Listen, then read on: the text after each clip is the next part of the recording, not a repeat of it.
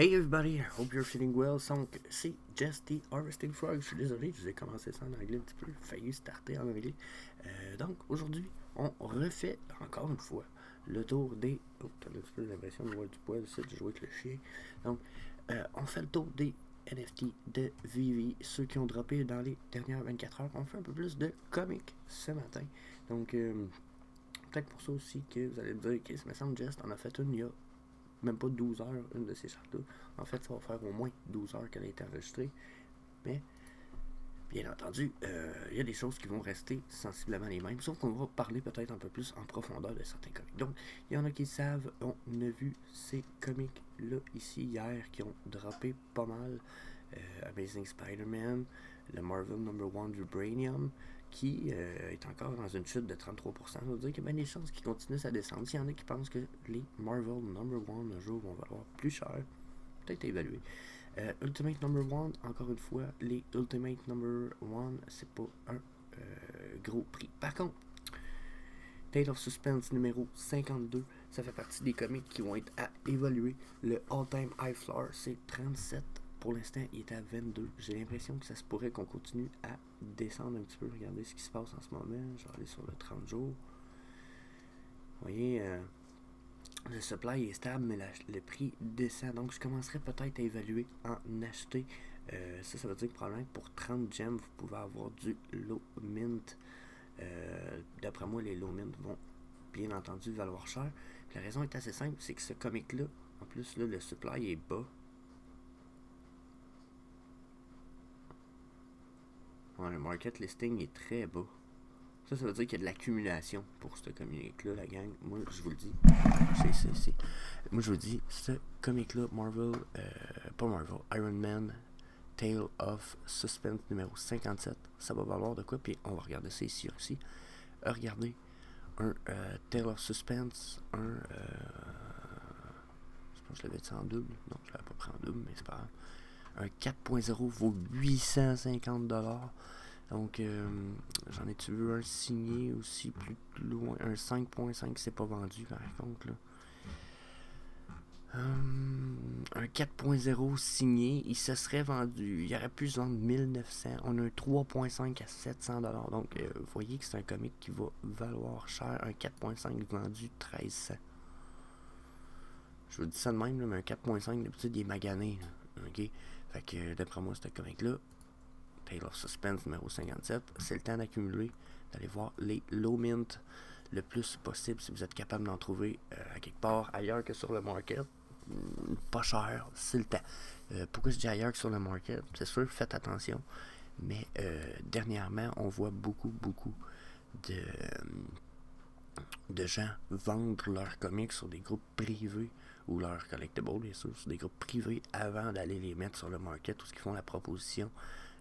J'ai ça aussi sur mon Discord, j'ai vu ça sur le Discord de Cavell Anderson, où je suis modérateur. Donc, si vous voyez du low mint apparaître, évaluez, allez voir ce qu'il y a sur le marché, puis évaluez, ça vaut la peine de l'acheter. Il y a des bonnes chances que ça vale la peine. Ensuite, X-Men No.1, c'est low mint, mais c'est low price, mais juste, regardez, les quantités continuent d'augmenter. Ça a monté haut, par exemple, plus haut que Tale of Suspense jusqu'à un certain point. Donc peut-être que certains vont se dire que ça pourrait être la même chose que Tale of Suspense. Mais je suis un peu sceptique. Peut-être à cause que Wolverine. C'est-tu un first appearance de Wolverine, peut-être? Peut-être, si c'est le cas à évaluer comme Tale of Suspense. Mais c'en est pas un. Je vais décider d'évaluer rapidement ce matin. Je veux qu'on parle de Dark Hawk. Qui est... Oh, y a-t-il disparu de la liste? Non, c'est parce qu'il est plus bas. Dark Ark ici, c'est sûr que celui-là, c'est le Hero Variant. Peu importe la variante de Dark Ark. Je me suis dit, on va aller faire un petit tour hier. Je me suis dit que c'était à évaluer. On va l'évaluer rapidement. Donc, Dark Ark, pour l'instant, il n'y en a pas beaucoup sur le marché. Puis le prix est à 70 pour la version, bien entendu. Celle-là, c'est la rare. Ok? Peu importe la version rendue là, généralement les chartes se ressemblent quand même relativement beaucoup. Là, on va aller voir la version physique. Elle vaut quoi? Version physique 9.6, gradé 119$. c'est canadien, là, je pense, la gang. Là. Non, c'est US, je suis en .com, donc je suis pas sûr. C'est une affaire, j'ai pas pensé à checker. C'est en US. Donc, quoi que je vais vérifier. Bon, je vais pas vérifier là, mais peu importe. On comprend. 119$ pour une version gradée. C'est pas débile, pas débile, pas débile. Fait que, mon avis, Dark Hawk, c'est pas le comic à accumuler ou sur lequel dormir. Ensuite, je vous avais mis What If, parce que je pense que What If est un comic quand même intéressant. What If, Uncommon, Common, je sais que le commun est dans la page numéro 2. On a encore Tale of Suspense 57, juste ici, à évaluer, je vous l'ai dit, allez voir, regardez. C'est un Uncommon 29. Ça veut dire que probablement qu'il y a d'autres raretés qui sont pas très chères en ce moment. Low mint encore, allez chercher du low mint dans les raretés, les deux plus hautes raretés ou dans les communes, je vous le dis, valeur sûre. Ensuite, Spider-Man What If number 1. C'est sûr que c'est le number 1 de What If. Le problème avec What If, c'est qu'on n'en trouve pas beaucoup. Regardez ici, il était vendu 800$, mais il venait avec une version no graded de Spider-Man numéro 220 ou 229. Donc, ça bénéficiait à une charité. Donc, belle version, d'après ce que... Je sais pas si on est capable d'aller voir l'image. Non, cette fois-là, on n'est pas capable. Bien, des fois, on est capable de voir l'image quand même mieux, directement à la vente. Donc, si c'est vendu 800$, si vous voulez mon avis, il y a des chances que... Puis on n'en voit pas beaucoup des What If. J'ai cherché What If number 1. J'ai peut-être fait une mauvaise recherche, mais j'ai vraiment pas trouvé grand-chose. Donc, si vous voulez mon avis, ça me semble rare pour l'instant. Allez faire un tour sur des sites de grading. J'en ai d'autres. Un jour, je vais les ressortir, sauf que pour l'instant, j'en ai, mais je les trouve semi-fiables. Dans la mesure où ils ont l'air de manipuler leur prix. Ça n'a pas l'air d'être des prix stables. S'il y en a qui ont des sites web à me suggérer pour les prix des comics, puis de leur grade, puis etc., n'hésitez pas. J'en cherche un, en fait. Je viens d'écrire ce matin même à un collectionneur de comics que je connais. Puis je viens demander, il m'a pas répondu, mais je viens demander, donne-moi tes sites, j'ai besoin de meilleur grading. Donc, on va essayer de se tenir à jour pour être encore plus accurate dans nos affaires. Ensuite,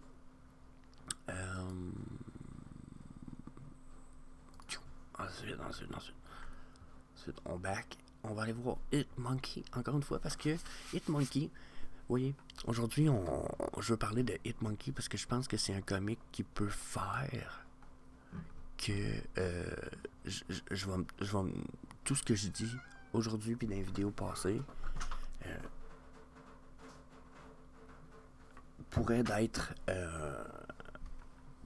vraiment faussé par un phénomène qui est adopté, je vous dirais, par Hitmonkey actuellement. Ok, Hitmonkey, c'est pas nécessairement le comic qui vaut le plus cher quand on va voir le grading. Ok, la gang? Checké. J'ai un 9.6 Marvel Comic numéro 2010, ok, qui est signé par Frank Cho. Ok, c'est vendu 189$. Genre, il s'est donné, ok? Genre, c'est signé, gradé, à ce prix-là, c'est donné. Donc, imaginez-vous si je peux avoir un grading comme ça pour 200$ de Hitmonkey, 260 Lady Bullseye, c'est même pas Hitmonkey. Okay.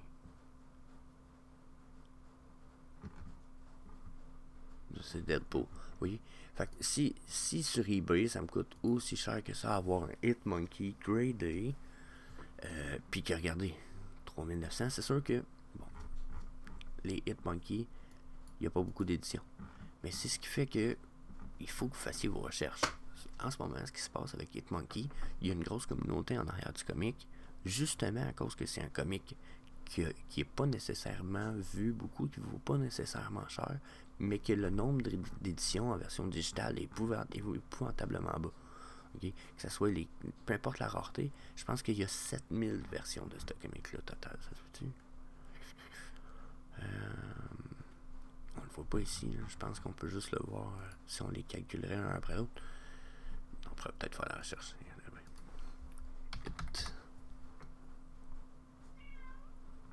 Donc on va aller voir le common. Donc vous voyez, 6000 common, puis je pense qu'on accumule, c'est ça, ça nous donne 7700.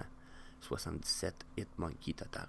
Donc, c'est le genre de comic que, en ce moment, même à 68 gems, c'est vraiment bas prix. Si vous êtes capable, ou vous avez, encore une fois, un fucking low mint, ou, il y a quelque chose, faut pas que j'oublie de dire, si vous avez le dernier mint de l'édition, dans ce cas-là, ça doit être le 7777, peu importe sa rareté, il va valoir cher. Ça va être la même affaire pour peu importe l'édition.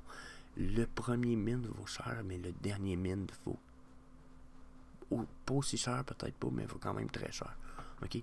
Donc, il y a des numéros à évaluer. S'il y a, il y a 777 copies de celle-là, mais probablement que le 6666 puis le 5555 va valoir plus cher dans cette série-là que dans les autres séries où on a 30 000 éditions dans le comic. Donc, c'est quelque chose qui est à vraiment évalué pour ce qui est des comics. Ensuite, je vais aller voir Iron Fist, parce que je me demandais, Iron Fist, personnellement, 134 pour un ultra rare, je me disais, Kim, pas cher, il y en a 966, ok, j'ai regardé, bon, j'ai le chat qui veut sortir ça. Vite. Bon, ben, reste là, d'abord. Donc, je regardais le listing, je me suis dit, waouh, ça a déjà monté jusqu'à dans les 300, on est en dessous du 150. Waouh, ok, qu'est-ce qu'on fait avec tout ça? C'est-tu un comic qui vaut la peine? Je suis allé voir le grading. Un 9.2 gradé vaut 1200$. Oh, non. Ok. C'est le numéro 14. Donc, nous autres, on a numéro 14. Si je regarde la version commune, regardez, est à 18 gems en ce moment, malgré la rehausse de 5%. Moi, ça me dit, oh my god, Jess, il va falloir que tu aies dans. Vous ne le voyez pas, vous l'avez pas vu, mais tu as 18 gems, la commune. Puis même le ultra rare est pas cher à 134. Là. Il a perdu 26 gems dans la dernière journée. Donc, Iron Fist, beau flip. Probablement mid-term plus que short-term, mais quand même un super beau flip. C'est un comic qui est aimé, qui est apprécié. Donc, vous voulez mon avis, crachez pas là-dessus.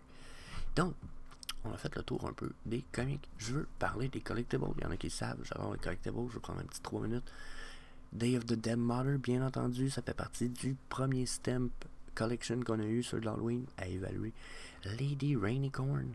Hey, ça, c'est vieux. S'il y a quoi, Lady Rainicorn? Puis il a perdu 153$, qui le descend à 600. Il y en a 1700. Ça a sorti en 2020. Oh my god. Ça, c'est une aubaine, la gang. Vous voulez une aubaine? En voulez une. Vous avez 1000 gems à mettre à quelque part. Lady Rainicorn, ben des chances qu'un jour ça soit rare.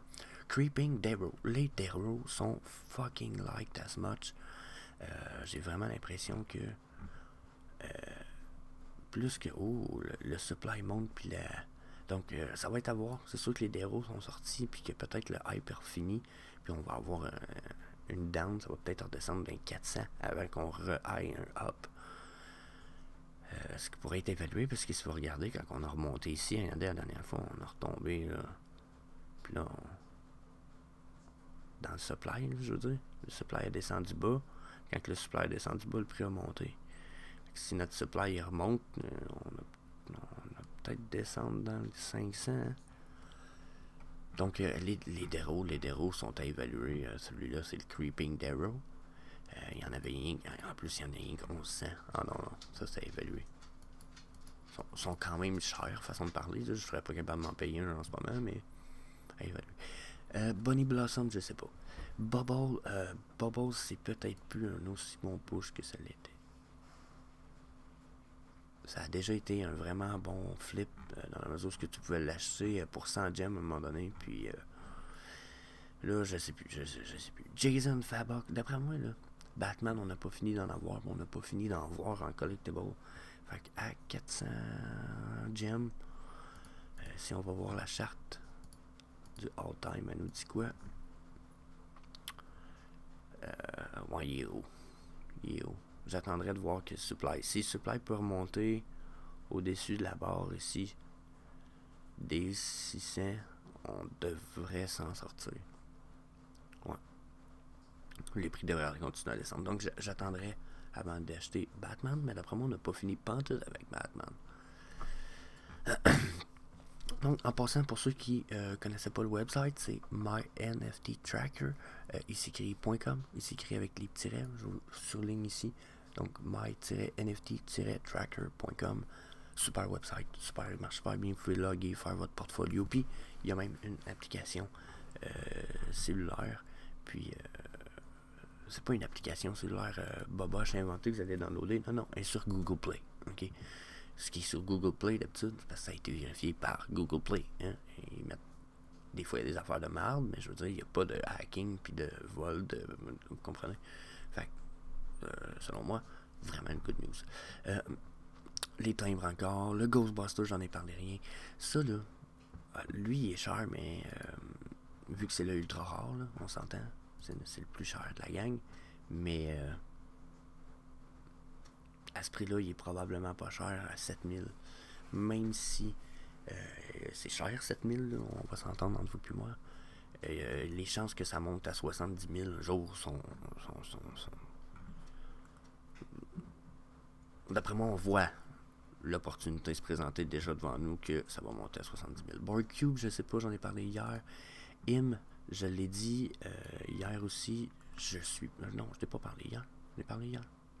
Im, je suis pas certain. Batman, on vient d'en faire un tour. Les Corpsmen, Labbit, j'arrête pas de le dire, les Labbit, les prix descendent, achetez ça. Si le Labbit Breeding vient, les prix vont monter solide. The Assassin, j'avoue qu'ils sont fucking cool. Mais je peux pas juste parler de feeling. Je sais pas si ils sont appréciés par la communauté. Il date de 2021, pas de 2020. Celui-là, c'est le Uncommon, il y en a 1600.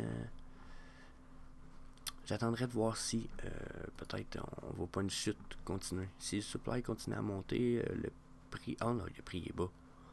Ouh, le prix est bas. Ah non, s'il y en a qui aiment les choices, Assassin, c'est le temps, je pense. Donc, hey, fait déjà 16 minutes. On y va rapidement. Les Mermicorno, Zombie Hunter, on oublie ça, si vous voulez mon avis. Bellina, I don't know.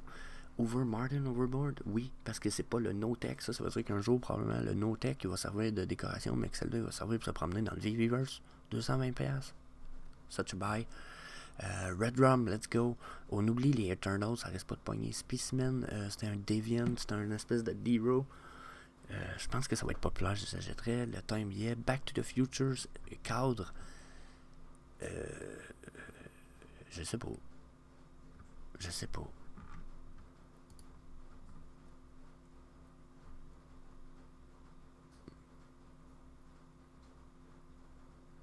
Ah, j'attendrai. J'achèterai pas les cartes tout de suite, j'attendrai. Personnellement, j'attendrai. Je pense que les prix ont des chances de redescendre. Fait que c'était ma petite vidéo sur les NFT drop price du jour. Si vous avez aimé cette vidéo-là, n'hésitez pas à vous inscrire sur YouTube, bien entendu.